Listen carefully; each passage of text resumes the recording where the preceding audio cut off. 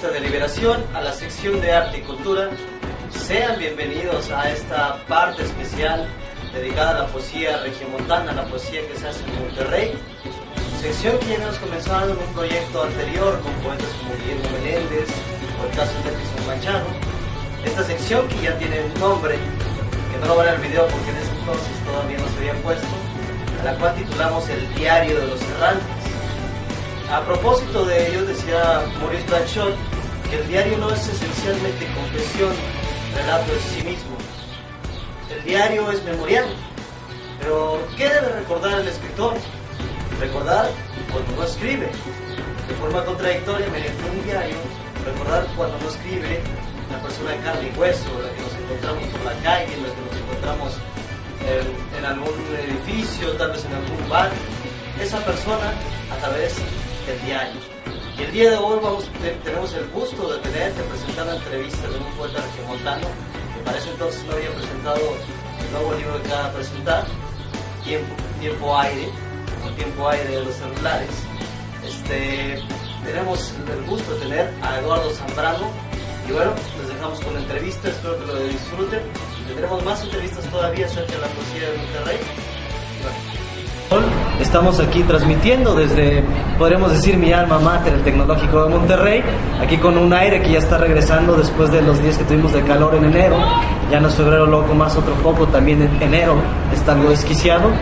Y continuando con esta, digamos, sección especial acerca de lo que es la poesía en Monterrey, ya sea gente que reside aquí, tanto, digamos, nacidos regiomontanos, como en el caso de la entrevista anterior con Edison Machado, venezolano que radica en Monterrey. Sección que ya va a tener nombre, porque ya lo vamos a bautizar próximamente. Y vamos a ir continuando porque sí se está haciendo bastante buen material. Y pues continuando con un muy buen material, tenemos a alguien también que escribe aquí en Monterrey, Eduardo Zambrano. Eduardo, mucho gusto, ¿qué tal? El gusto es mío. Mucho gusto. Y bueno, para entrar, digamos, ya en calor, un poquito relajándonos, Eduardo, bueno, primero déjenme decirle, Eduardo nació aquí en Monterrey en el año de 1960, si no me equivoco. Así es. ¿Sí? Empezó a publicar a la edad de los 23 años, a diferencia de su servidor, que no publicó, publicó el Saint Paul también. A los 23 años en revistas.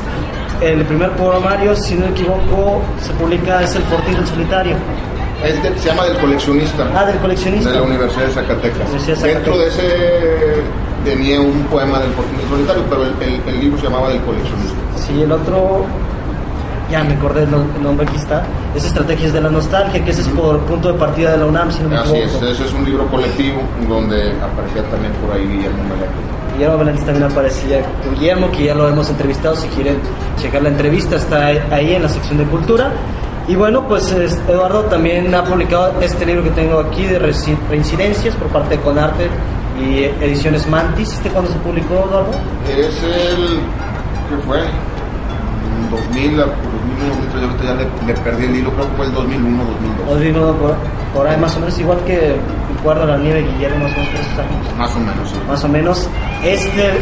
Uno de los más recientes, que es Las Insignias de la SED, que está por la Universidad Autónoma de Nuevo León, Ediciones Postdata, ahí con el señor Jaime Ruiz. Con don José Jaime Ruiz. José Jaime Ruiz, premio Ramón López Velarde, con La Cicatriz del Naipe. Así es. Poemario muy interesante también por parte del poeta. Ya veremos también entrevistando a Jaime Ruiz. Y bueno, ya presentando ya un poco tu obra, bueno, me dices que acaban de editar También sí, fíjate que el año pasado fue un poco extraño, o sea, yo estaba esperando precisamente el de las insignias de la SED. Llega el de las insignias de la SED, se publica a principios de año del 2009 y ya también tenía preparados, los comparto también allá con lo que es Fósforo Ediciones, con Héctor Carreto, y para mi sorpresa pues le gusta el poemario y sale publicado muy rápidamente. Total, se empalmaron los dos poemarios. La verdad no me hubiera gustado, como que cada uno hubiera preferido que tuvieran su tiempo, su espacio. Se juntaron, pero bueno, pues así es, ¿no? Así es la cosa, como quien dice. Pero bueno, Eduardo, dime, siempre la curiosidad en las personas, en los lectores, a veces es darse cuenta de la vida del poeta, del escritor, cómo comienza en el ámbito. ¿Tú cómo comenzaste a interesarte, digamos, en la escritura, en la lectura, a meterte, y particularmente la poesía, que no cualquiera le entra a la poesía? Sí, bueno, pues comenzando leyendo, ¿no? O sea, yo creo que esa fue la lectura, una lectura que de adolescente me marcó mucho, fue la de García Lorca, Federico García Lorca, y de ahí más o menos comienza, después obviamente vienen más lecturas, y eso ya viene formando poco a poco el gusto por la poesía, ¿no? Y lo que vino a ser propiamente para mí es un parteaguas eso fue en el 1981-82, cuando empezaban, ¿verdad?, lo que le llaman los talleres de creación literaria, en aquel entonces en la Casa de la Cultura. Ahí me tocó tener la fortuna de entrar a ese taller, que era de los primeros talleres que organizaba la Casa de la Cultura. En ese entonces estaba coordinado por Nacho Betancourt. Nacho Betancourt. Sí, Nacho Betancourt.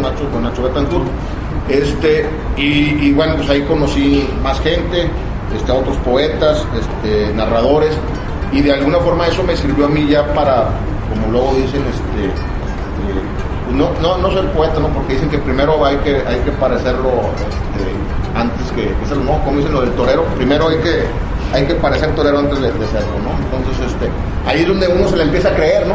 De alguna forma que te la empieza a creer, y se empiezan a dar, como dices tú, las primeras publicaciones, también, que creo que fue muy importante en aquel entonces y que hace falta tanto en la ciudad, un suplemento cultural, que es el que nos permitía publicar algún poema, algún texto. En aquel entonces estoy hablando del Aquí Vamos, como El Porvenir, también por eso que creo que fue muy importante, porque de alguna forma uno siente a través de la publicación, pues de que va en un sentido de que se le está tomando en cuenta, y después ya solo se va un camino. Perfecto. Bueno, ya vamos entrando un poco más adentro de lo que es tu obra, y me topo aquí en las insignias de la SED con José Jaime Ruiz, que te cataloga como alguien apasionadamente pesimista. ¿Es eso algo que te caracteriza, ser apasionadamente pesimista? No creo. Bueno, aquí ese es el de alguna forma un comentario. Creo que más que pesimista es ¿cómo decirlo? Pues una conciencia de un destino, ¿no? O sea, y los destinos, no que sean pesimistas, pero no sé, es difícil a lo mejor. O sea, ¿tú qué piensas? ¿Tú lo leíste? O sea, ¿sientes pesimismo?